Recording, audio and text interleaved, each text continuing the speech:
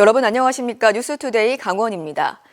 오는 3월 5일엔 새마을금고 이사장 선거와 최근 대법원에서 당선 무효형이 확정된 강릉시 수협조합장 선거가 치러집니다.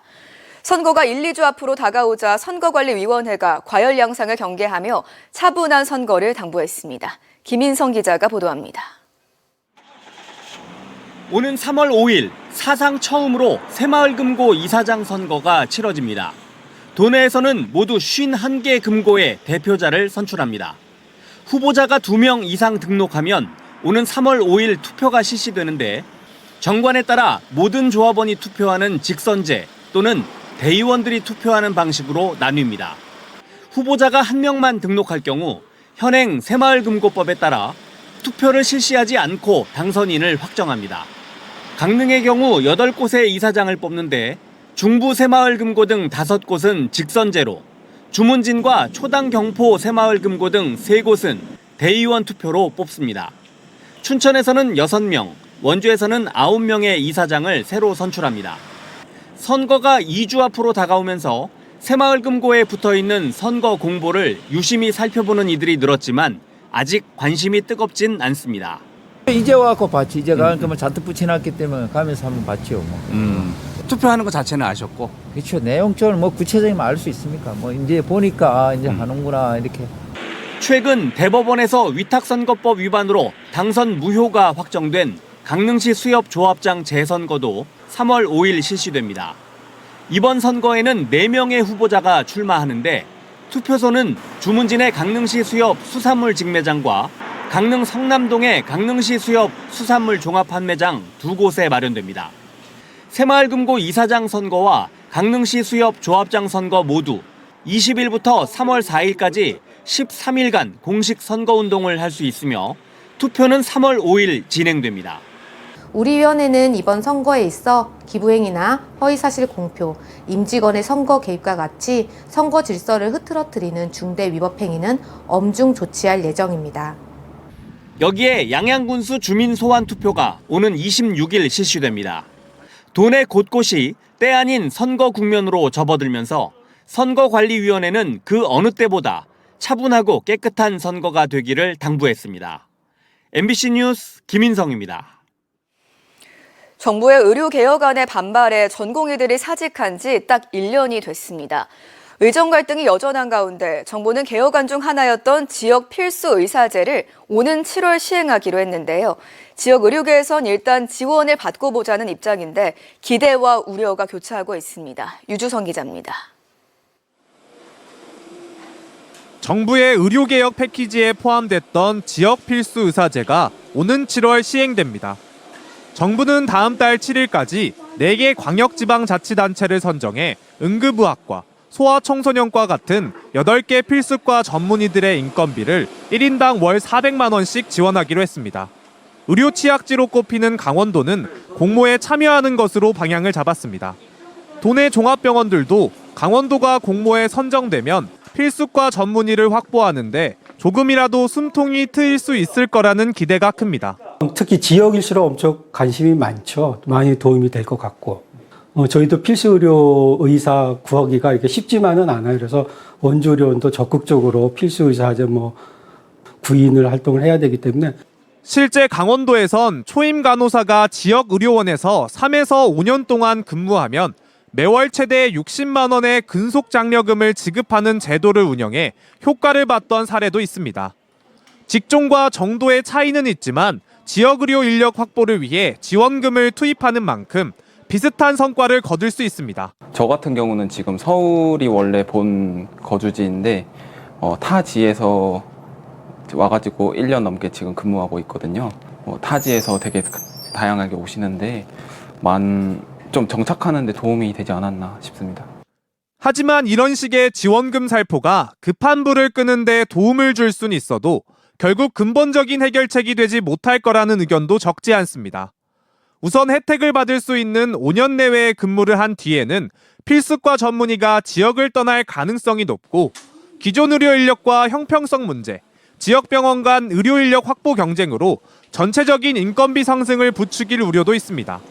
특히 지역병원들이 이미 충분히 많은 연봉을 제시하는데도 인력난을 겪는 걸 보면 인건비 지원으로 문제를 해결하겠다는 시장주의 방식이 금세 한계에 부딪힐 거란 전망도 나옵니다.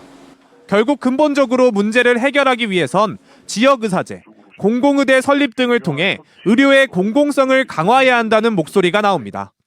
지역에 의무적으로 적어도 한 10년 근무하는 대신에 여러 가지 혜택을 주고 공공의대를 별도로 설립해서 거기에 필요한 의사들은 별도로 양성해서 공공병원에는 안정적으로 의사가 좀 공급될 수 있도록 하는. 정부가 처음으로 시도하는 지역 필수 의사제가 얼마큼의 성과를 거둘지, 또 이번 경험을 발판으로 앞으로 더 나은 제도를 마련할 수 있을지 기대와 우려가 교차하고 있습니다. MBC 뉴스 유주성입니다. 강원고등학교와 강원중학교를 운영하는 학교법인 이사장이 교직원들에게 갑질을 했다는 의혹을 받고 있습니다. 피해를 호소하는 교직원이 15명을 넘었는데요.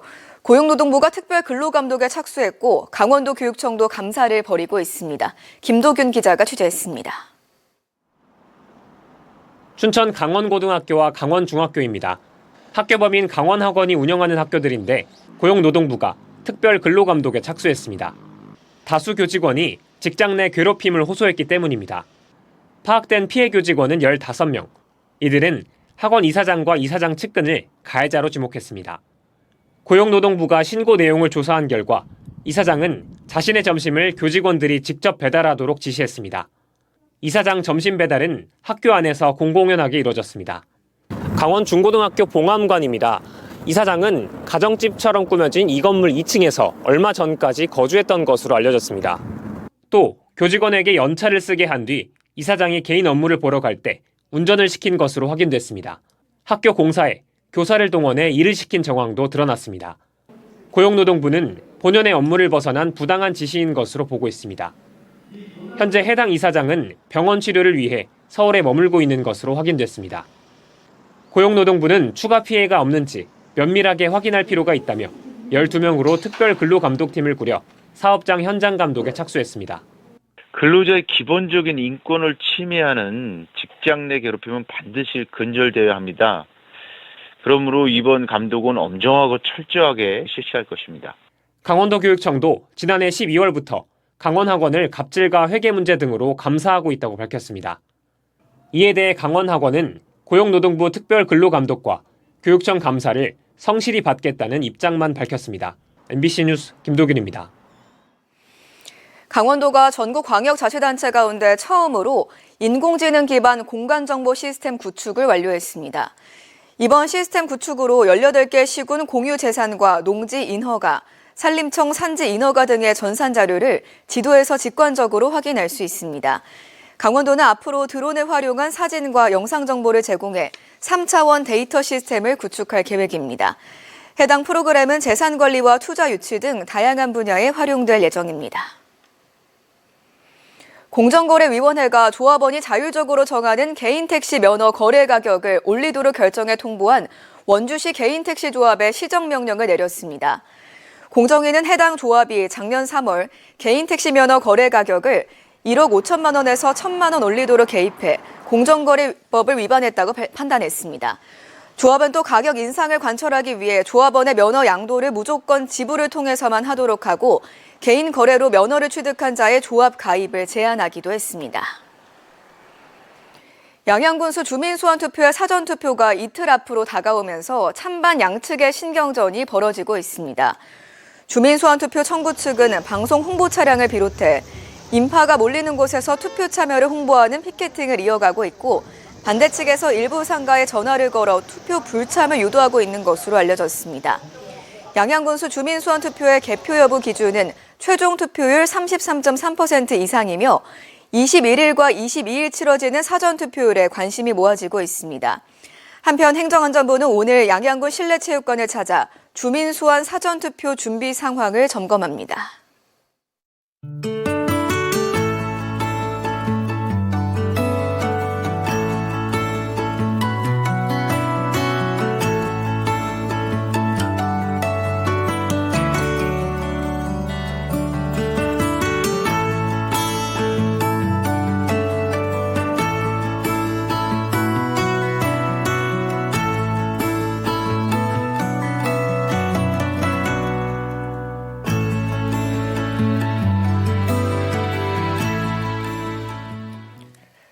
삼척시 보건소에서 의료 취약지 주민들에게 제공하는 원격 진료 사업이 열악한 의료 환경 해소에 기여하고 있습니다.